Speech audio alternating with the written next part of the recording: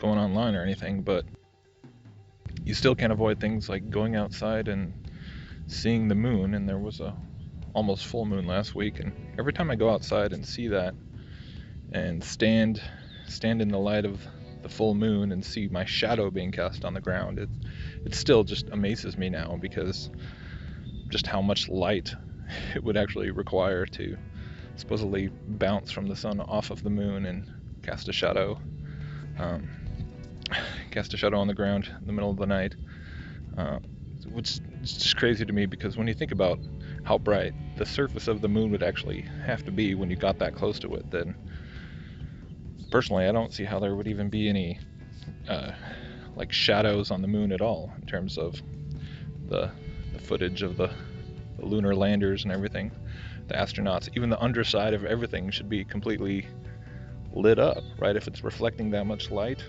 it'd be like walking around on a giant glow stick or something. But anyways, that's not what I came to talk about. But so I started going back and doing some more reading on the moon and moon phases, and that was something that, when I was first looking into the flat Earth issue, was hugely impactful to me, because there's just so much about the phases of the moon and seeing the moon during the day and all the angles and everything. There's just so much weirdness in there. So if you're looking at it for the first time, that's definitely a good place to start. Is just, on your own, going and looking at what all the official explanations of the lunar cycle is, and then comparing that to what you see in the sky yourself, and seeing how much sense it makes.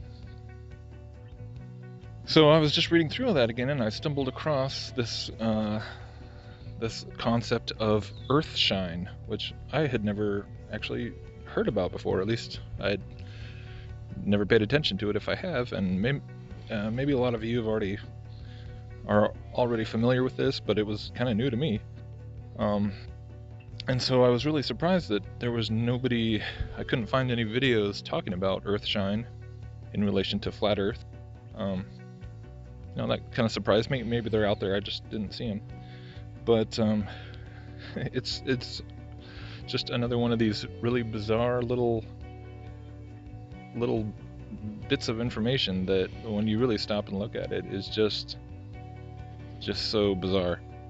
So basically what EARTHSHINE is the explanation, the official explanation given as to why, when the moon is in a crescent phase, like the few days before the new moon and the few days following the new moon, when you just have a sliver of a crescent, why a lot of the time you can actually see what is supposedly the shadow side of the moon, the part that's not being illuminated by the sun, as they explain, but you can still see it.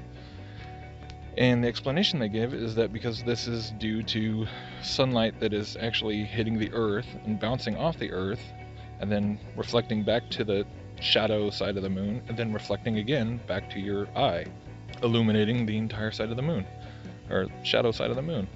And I guess to a lot of people that may sound reasonable, but I gotta tell you, it's just again one of these things that to me just seems more and more ridiculous the more I think about it.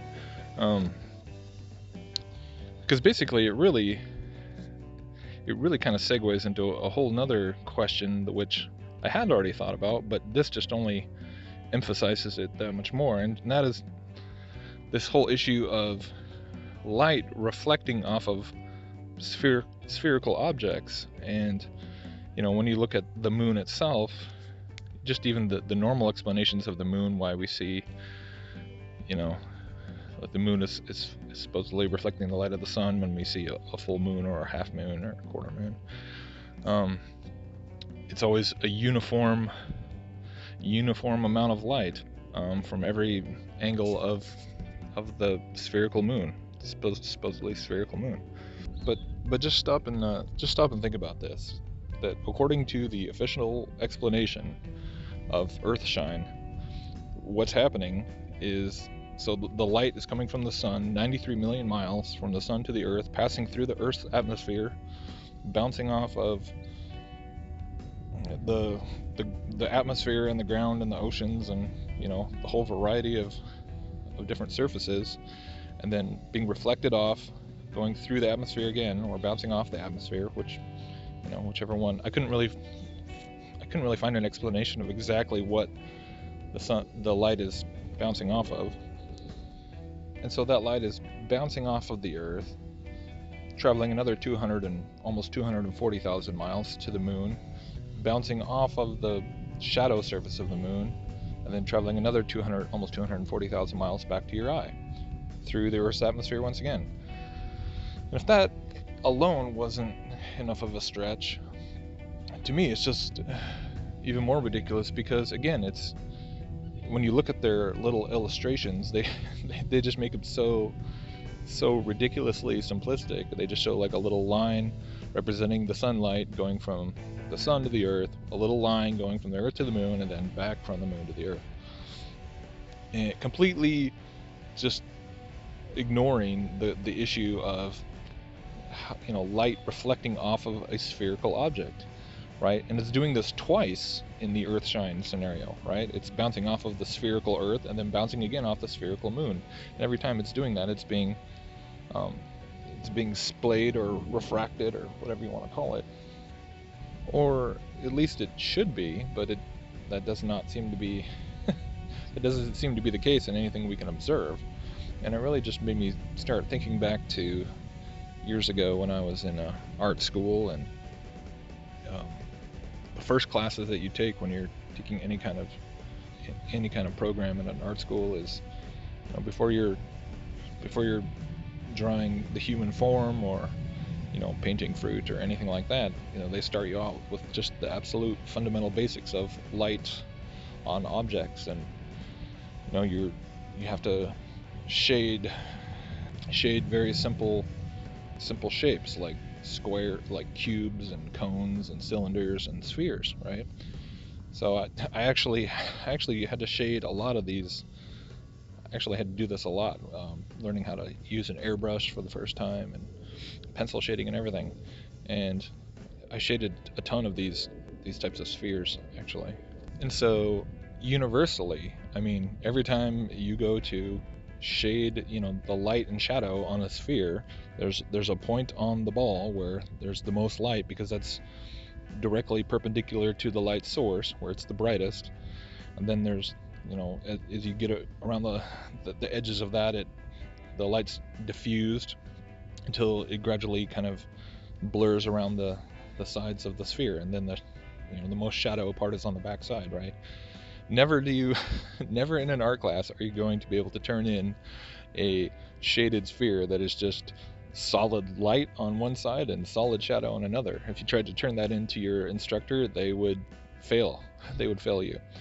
So it's just funny, because it's just such a basic universal thing. Like, you show a picture of a shaded sphere to anyone in any culture, and almost any age, and you show them a picture of that, and they would instinctively know that this is a sphere, because just due to our own experience, we all understand the properties of light falling on objects, and this indicates that you're looking at a spherical object, okay, because of the way that the light is diffused off the surface.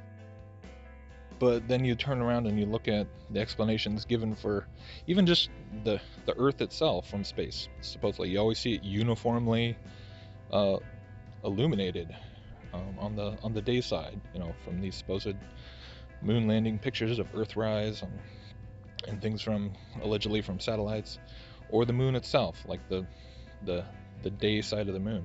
It's always uniformly bright and uniformly dark. And when you look at this EARTHSHINE thing, you see the same bizarre phenomenon, because that whole shadow side that you can see is uniformly lit. And now, which to me only makes it even that much more problematic, because I suppose you could, if you're talking about the day side of the Earth, or the day side of the moon, the sun facing side of the moon, you could argue that it's just so bright that it looks uniform, even if it's not.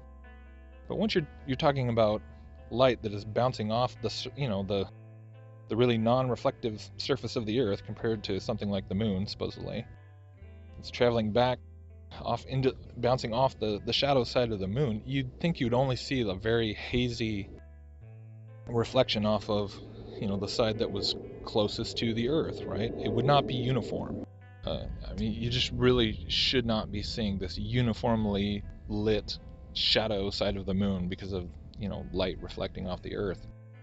When you think about the angles that's required, think about the edges of that moon, the edges of that shadow side, where the sunlight is supposedly bouncing off the Earth, hitting you know, hitting those edges of the moon that's basically almost at a 90-degree angle, right? It should just glance off and just keep going out into space, but basically what you're seeing is something that is showing the properties of a disk, right? I mean, it's just bouncing off like uniformly. It just makes no sense on either side. Not to mention that this explanation of Earthshine is given towards, like I said, the crescent moon before and after the new moon, but then on the actual new moon, you don't see anything at all, which begs the question as to why, if this Earthshine phenomenon is a real thing, why is the new moon not actually visible in the daytime sky as well? All right, why can't you see like a faint, a faint image of the entire, like a dim full moon, but it's the new moon because of Earthshine? It doesn't happen. They say the Earthshine is what comes into play during a solar eclipse, but then not during a new moon. So I don't know. It's just another one of these like bizarro world things that, until you really stop and comb through it, you just accept it at face value. But it just makes no sense, because really light should not be bouncing off of two spherical objects as if they were just like perfectly placed flat, or even like, dishes, like mirrors, and bouncing back to you. I mean, I'm not sure I know exactly what that means in terms of what the moon actually is doing and what's causing the phases of the moon. I did a video on the hypermoon speculation, but it's really all just speculation at this point. I mean, the bottom line is that whatever we're looking at up in the sky, I think it's pretty safe to say that we're not looking at spherical objects shining and reflecting sunlight the way the official model asserts that they are. It's so convoluted. So I don't know. Maybe there is the moon actually being occluded by some other thing, some other force of the heavens that we don't even understand. I don't know, because it definitely seems like it's almost like a semi-translucent filter is sliding over the moon. I mean, I don't know if that's even close to what it really is, but it's sure strange. So anyways,